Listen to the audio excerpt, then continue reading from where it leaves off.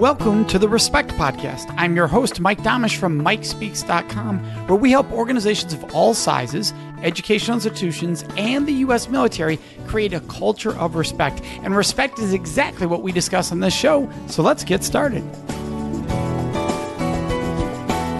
Yes, and this week you're going to meet Joe Hirsch. He is on a mission to change the way people give feedback. He's a TEDx and keynote speaker, a columnist for Inc., the author of The Feedback Fix, father of four, and a husband of one. Thank you so much for joining us, Joe.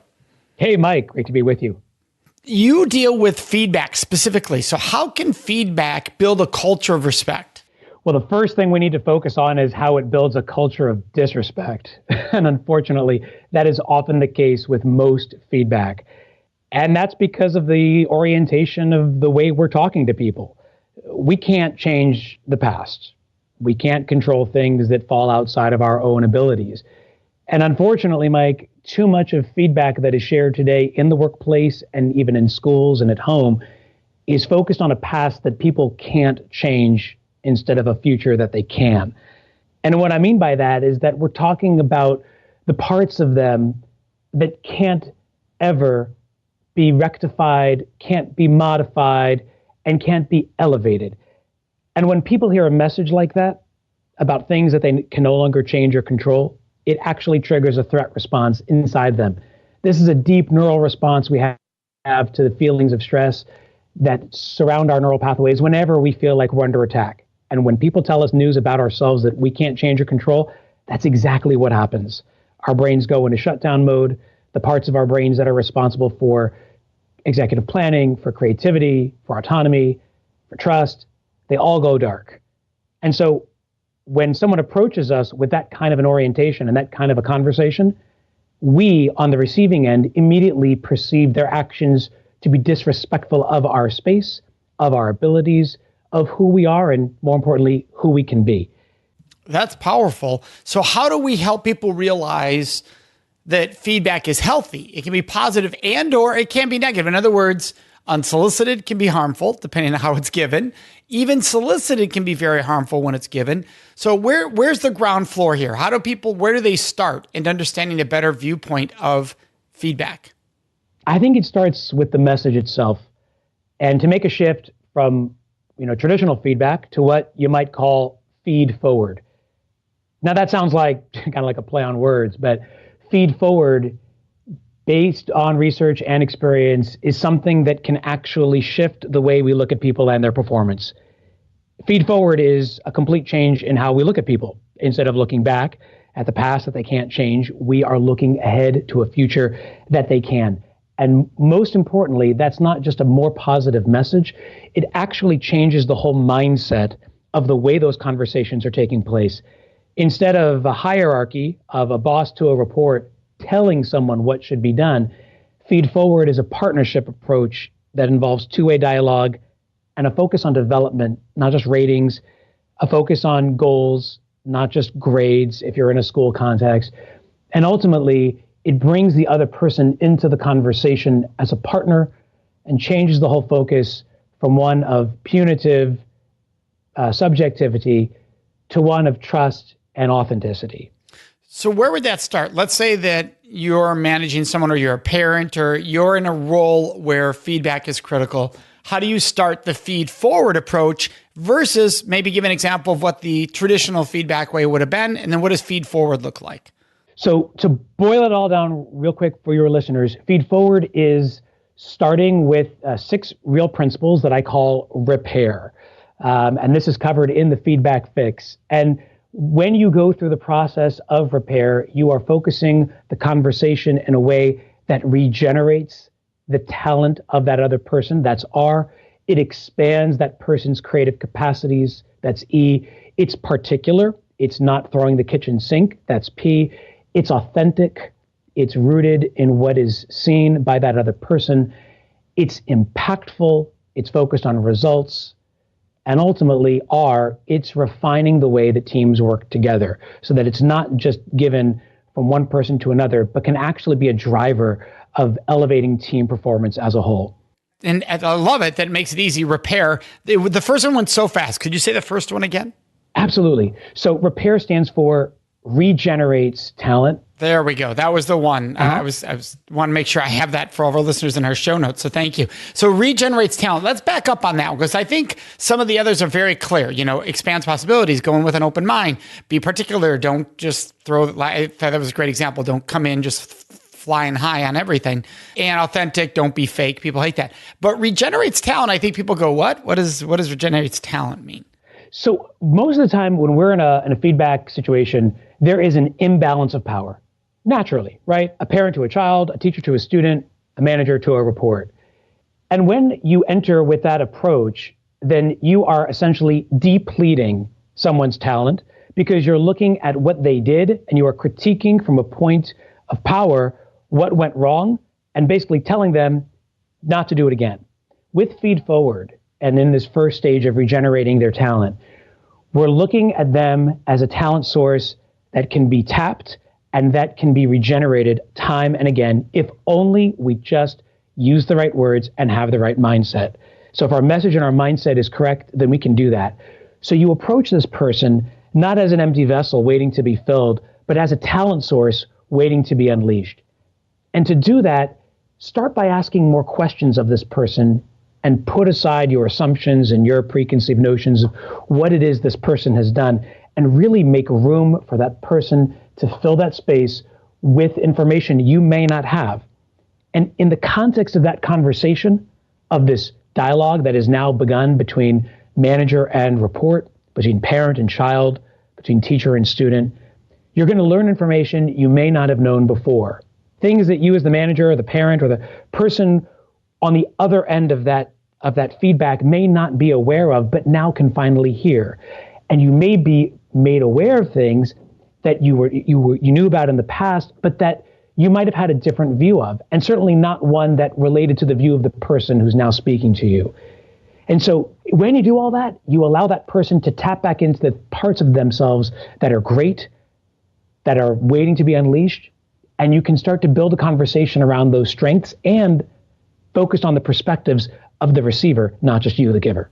All right. So what's an example? I love this. What's a good example of opening that conversation? How do you, what are words to actually use in that moment that creates that setting? So let's say I'm a manager giving you a performance review. And one thing that hopefully we'll dig into a little bit later on is that these conversations shouldn't be scheduled in seasonal sport. These conversations should be happening all the time because performance is happening all the time. But if you and I were talking, Mike, I might say to you, look, let's make our conversation about 4 C's: your career, your capabilities, our connections, and your contributions. So I might start by saying, Mike, it's been a great quarter. You've been doing some great stuff. Can you tell me what's been giving you energy at work lately? What's been draining you? What's making you happy? Where do you feel you've learned and grown in the last, 3 months?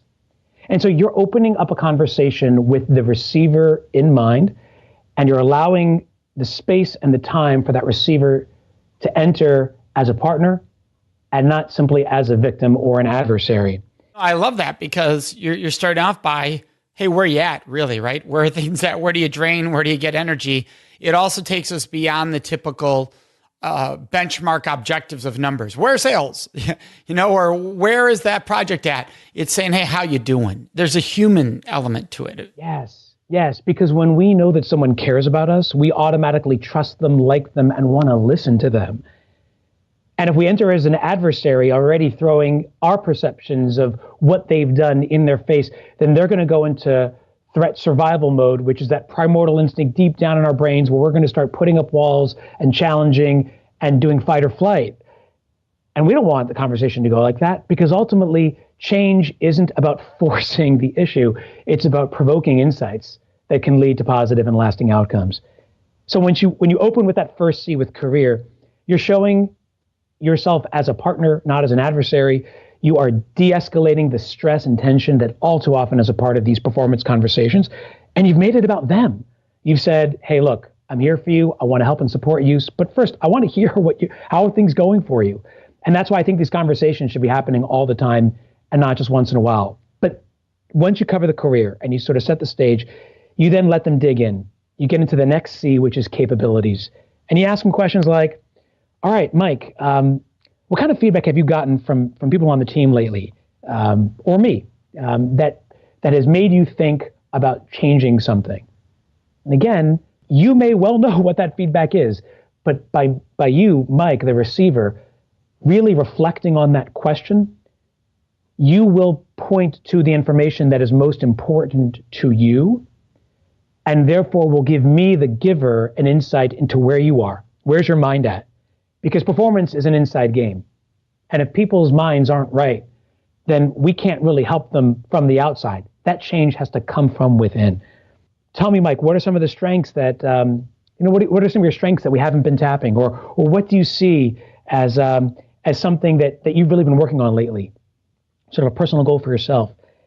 And then once we've framed the conversation as it's about Mike and Mike's view of his own performance, then I can step in and say, all right, well, connections, the third C. How are things going between you and me? Am I, your manager, helping you do those things you're talking about? You've articulated an area of strength. You've talked about things that have given you joy. You've talked about what personal best looks like. So now help me understand how I can continue to support you to do that. Or if I'm not, what can I do to change that? Again, bombshell, total change in the way these conversations go. In a traditional feedback conversation, the manager is essentially counting beans. He or she is gonna list all the things that we've done right or wrong, and then present a litany of those facts and leave it for us to decipher how best to move forward. But with Feed Forward, we are helping to shape that future conversation and those future actions by listening to what the individual himself or herself feels, thinks, and is ready to do, which leads to the final C, which is contributions.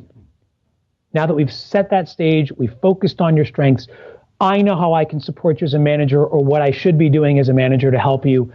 Now we can talk about how you can lean into that space and fill it the way you best know how, together with me as your manager, shaping those goals. Because Feed Forward is not about managers relinquishing their power. This is something that I try to drive home to the companies that I work with, audiences that I talk to from the stage. This is not the abdication of leadership. This is not management light. Feed Forward is an intentional and deliberate shift in the way managers see their roles. They are not there to fill a bucket. They are there to light a fire.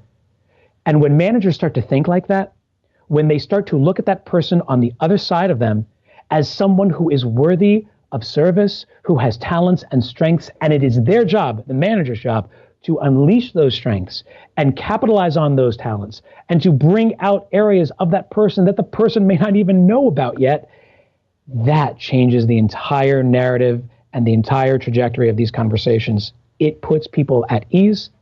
It gives them confidence. It gives them strength. And ultimately, it brings them joy. And I love how it's built in respect throughout, which is beautiful. For the person listening going, where's the place where I need to give them the difficult news, what somebody considered difficult, where they're not performing up to par?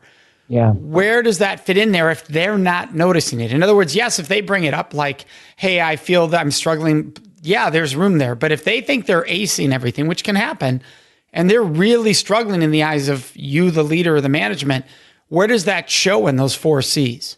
Such a good question. And it's one that I get all the time, which led me to rethink the way that we often deliver bad news, which is the praise sandwich, right? We are always dishing out this 2 pieces of praise with, a little bit of criticism tucked in between. And we do that, Mike, for obvious reasons. We as managers don't want to be the bearers of bad news, because unless you're just a really bad person, you don't want to bring terrible news to someone's doorstep, and you don't want to make someone feel bad. You want to hurt them. So we opt for these gauzy praise sandwiches where we're just hoping that maybe they'll pick up on the tough news in between. That's a mistake. People ignore that mushy middle. Brain research shows it. Experience shows it. People only hear the first and last things we tell them, but they ignore everything in between. So praise sandwiches are not very effective. Instead, I think Feed Forward has a role to play. And here I call it, instead of a sandwich, a wrap. I just love acronyms. So here's another one. WRAP stands for what and where, reason, affect, and prompt. And when you give a feed-forward wrap, you're essentially utilizing the same principles we talked about before, but you're going to be very particular upfront and clear and transparent with what it is you need to talk about with that person, where it's happening, and why it matters that this conversation has to happen. So let's just say, Mike, you're a member of my sales team, and you tend to be a loud talker. You are over talking everyone else on the team. No one else has any room to get a word in at meetings. And even though you've got great ideas and you're a high value member, I still feel like there's room for others to contribute. And I need to talk to you about that, because also the other members of the team have come to me and said, Mike he's shutting us out. He's taking over the meeting. I can't get a word in. And I've got ideas too. So help me. By the way, did you pre-interview me from like 4 years ago or something? So I talked to your mother, actually. There you go. I mean, so many of those things fit a lot of us entrepreneurs or speakers, or, that we get excited. We can dominate without meaning to. So those are great examples. Yes. And this is a perennial problem for anyone who has great ideas and gets excited. And even if there's no malintent, they get excited and energized by these things. And without even realizing it, we tend to show up a certain way to people. So I take you aside. I'd say, look, Mike, I want to talk to you about the sales meeting and the way you were talking in it. Now, why is that important? I just did W, right? Why did I have to label it for you? Because if I just say, Mike, can I give you some feedback? That's a nice question. That's a nice soft entree. But once I ask you those dreaded words, the words that set off a whole threat response deep inside us, you're already approaching with an uh-oh feeling in your stomach. Whoa, what's Joe going to say to me? Well, did something happen? But by me labeling right off the bat, hey, here's where it's happening, and I want to talk about this particular thing, already you have a context for that conversation, and it's going to de-escalate some of that stress. At least it focuses the stress, right? Because I can be freaking out in my mind, but I'm freaking out about what did I just say in that meeting. So that's specific versus, oh no, where is this going? Correct. Yes. It's not going to take it all away, but it is going to mitigate some of those feelings that you would have otherwise had. And then you get into the reason. You'd say, look, I really think it's important that when we're in these sales meetings, that people have a chance to speak what's on their minds, because there's so many great ideas that can come from everybody on our team. Now, that may sound obvious, but you would be surprised how many times we are unaware of how our actions are landing with other people. And to give reasons, it doesn't have to be condescending or pedantic. By telling the person why it matters, you may be making explicit to them something that they just aren't aware of. Most of us go through life unawares of how we are showing up to other people. And giving that reason, saying, look, Mike, in the sales meeting, you were talking about this particular pitch idea of yours for 20 minutes, literally, and running with it, and you were cutting people down, just saying, hey, we'll get to you in a second, let me just finish the idea. And you were shutting them out. And I don't think you realized how deflating that was for them. And that's the affect. You don't make this about accusations. You make it about emotions. And I don't mean to sound touchy-feely here, because we're talking about real business outcomes. But by making it about the way that you and others feel, that person receiving the feedback can't argue with those emotions, right? If I say, Mike, look, people are feeling shut down. I know it's not your intention. I know you're just trying to really put in your great ideas, but they're feeling shut out. Well, you can't argue with that. Well, the one defense you'd probably get there, well, who? Yeah. Hopefully they're not in a defensive crouch because of the way you're setting up this conversation. But of course, that's why sometimes, and if we have time, we can dig into this. It's important to make feedback something that is shared out in the open among lots of parties, and not something that's a one-on-one. Because again, there is that part of us who just is out for blood. Hey, who is saying that? Who's out to get me? Who do I need to go, corner in the hallway now about that? Right. And exactly. And that's where I think this actually becomes more respectful to the people on your team. If feedback can become a team affair and something that is shared by all the members of your practice, of your team, of your unit, of your organization, of your classroom, in your family, if you can make it something that shifts from private, in the corners, in the shadows, to something that's out in the open and transparent, but using these principles, it can change the dynamic and the tenor of feedback. So let's pause there. So is this conversation of, hey, what just happened in the meeting, is this public? There you got to make the right call as a manager. If it's the kind of thing where you want to nip it in the bud, no. I think you take this person aside first and make them aware, because again, until someone's aware of how they're showing up to others, I don't know that they have the comfort to then be subjected to a full-on treatment of their misdeeds in front of members of their team. Well, that was my mindset. I could see them thinking, you're humiliating me here. I didn't know this. Right. No, good clarification. And thank you for on point. The first step is really always to make feedback something that's happening all the time. And because it's happening all the time, these conversations are happening casually between manager and report, between teacher and student, between parent and kid. And it's not something that has to be done out in the open, because you're right, that would have the opposite effect.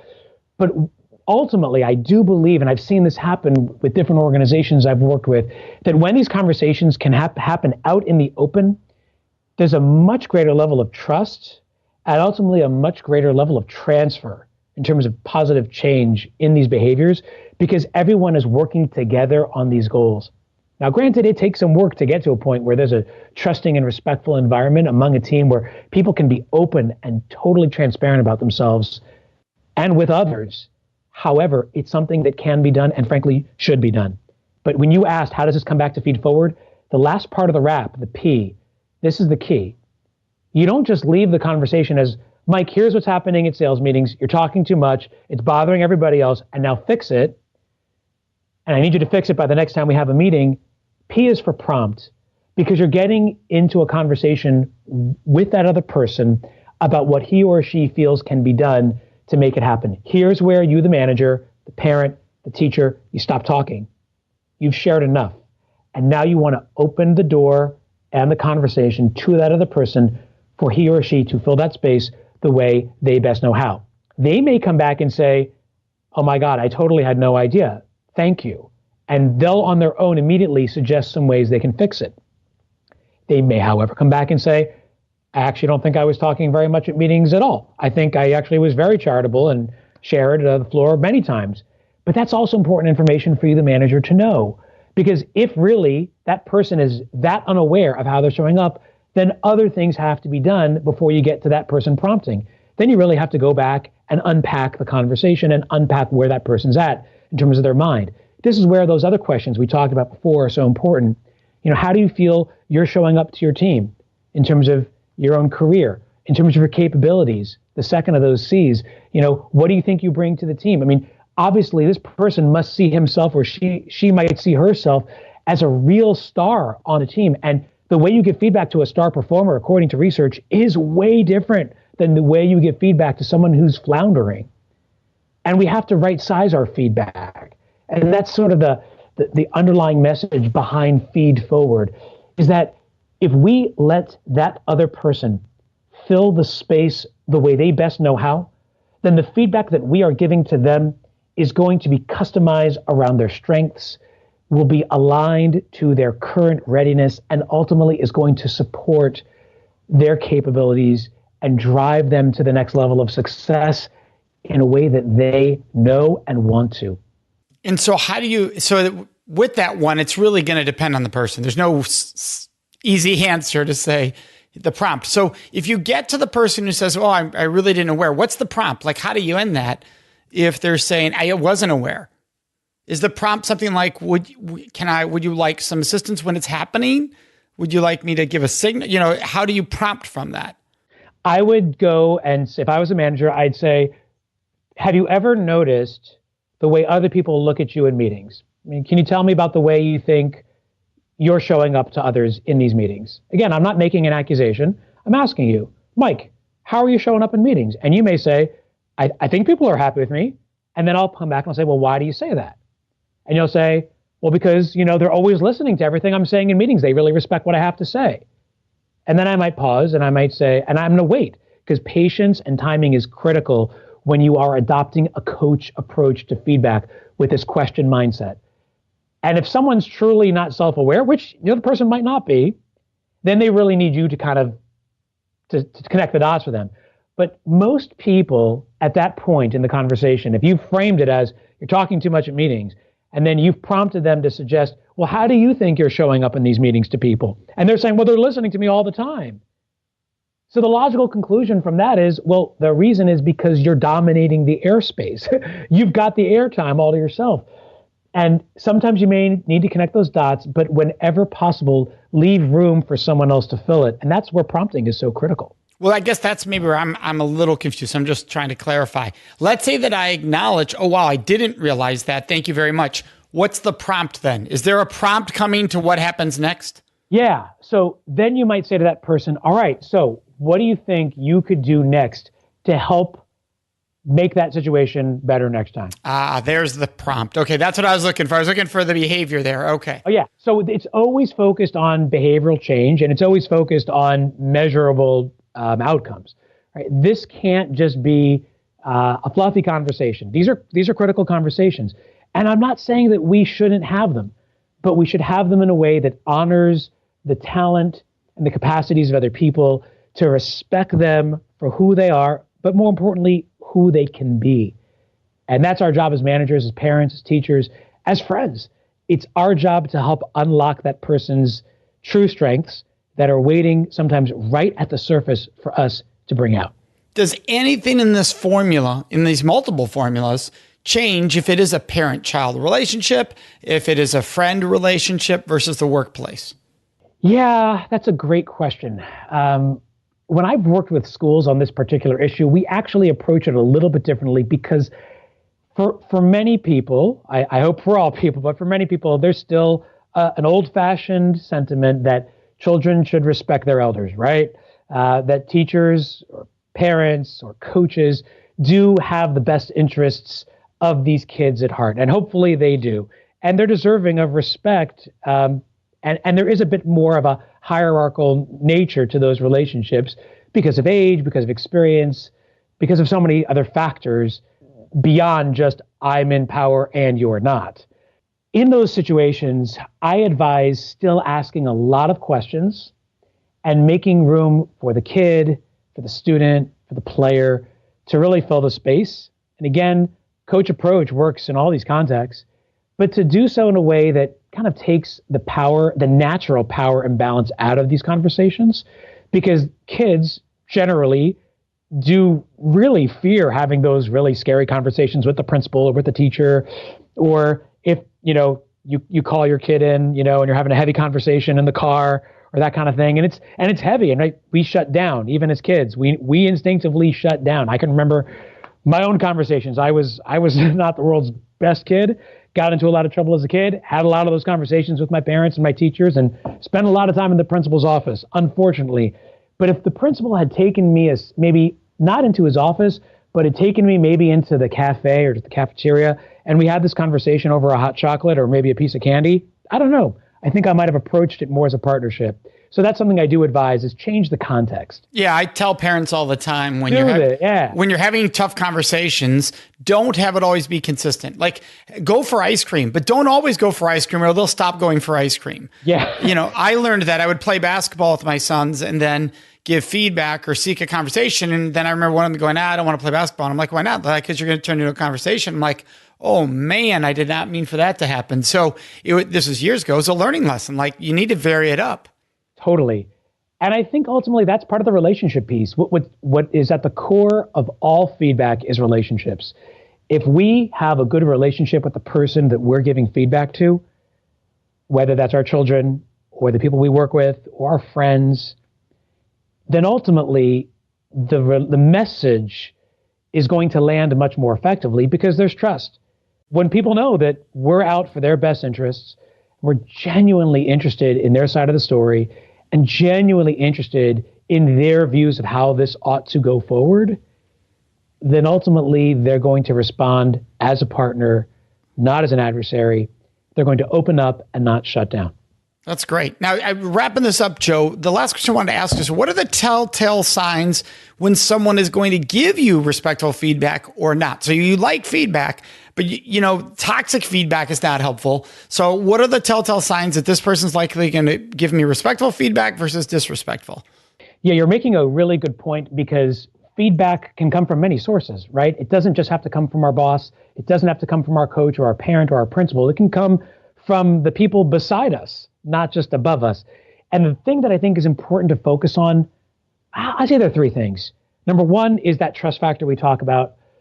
It's really important to go to someone who you know has your back and who is going to give you the full, unvarnished view of what's going on and isn't going to sugarcoat it with a praise sandwich and is going to tell it to you on the real.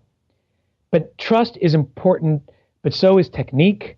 And that's where I think someone who is going to be able to adopt a coach approach like we've talked about today, someone who's going to lead with questions and not just descriptions, who's going to be what I call a mirror holder, not a window gazer, right? Mirror holders, they're going to hold the mirror up to you for you to see it for yourself. Window gazers, they stare right out that window and they tell you what they see.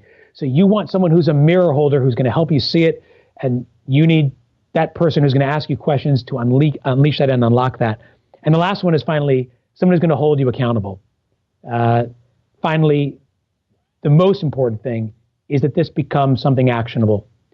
And trust is important and technique is important, but ultimately is it going to transfer? That's, I guess, one more T. Is it going to transfer?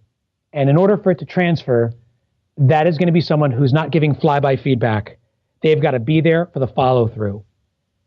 And in order for that to happen, that person has got to be in it for the long term with you.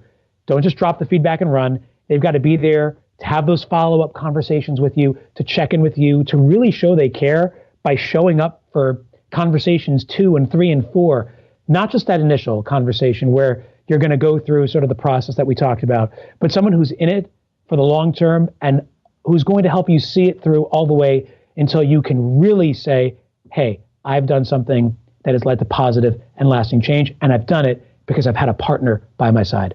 I love the amount of detail you've given us, the skills you've given us. We can implement these right away because they're very precise. And of course, you have the book, The Feedback Fix, for everyone out there. You can find Joe at joehirsch.me. So Joe Hirsch is Hirsch, Joe, just like it sounds. And this will all be in our show notes. Thank you so much, Joe, for joining us. Mike, it was a pleasure. Thanks so much. Awesome. And for our listeners, you know what's coming next. That's Question of the Week. Before I answer this week's question of the week, I'd love to ask you a question. Would you please subscribe to this podcast, the Respect Podcast with Mike Domitrz? By subscribing, you can make a huge impact. Now, you might be wondering, Mike, how does my subscribing to your podcast make a huge impact? Well, here's how. For every person that subscribes, it raises the rankings of the show in the search engines. So for people who care about respect like yourself, when they're doing a search for podcast, they're more likely to find the show, thus providing an awesome opportunity for us to spread more respect around this world. And all you do is hit subscribe under your podcast.